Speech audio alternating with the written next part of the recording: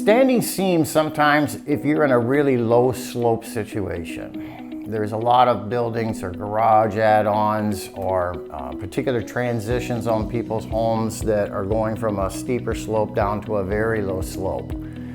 There's no shingle systems, and even in metal shingle systems, whenever you got a shingle system or locking shingles and you have a very low slope situation, even the slightest ice dam or wind-blown storm rain can actually blow backwards and pressurize against a shingled system.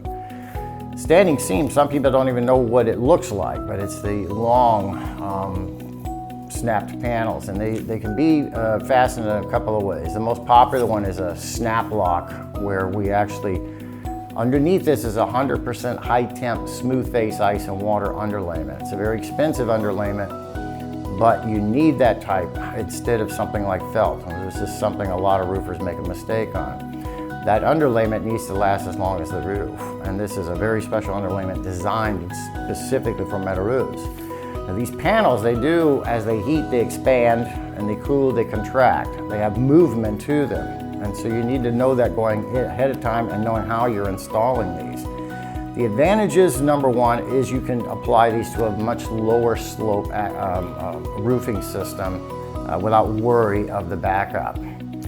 Because we can seal, again, we can seal these seams completely off once we're snapping and installing each one of the panels.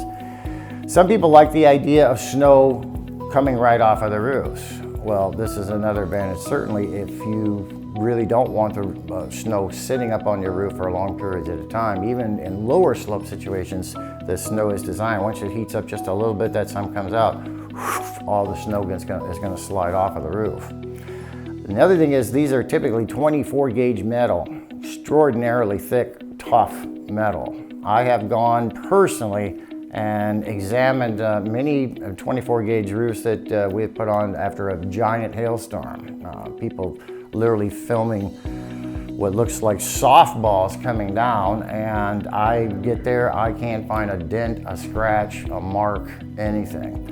So even if I was a little hesitant a few years ago when I was doing these 24 gauge metals, I'm not now. These are extraordinarily tough and beautiful roofs, because this is the one roof that you are almost limitless in the colors that are available.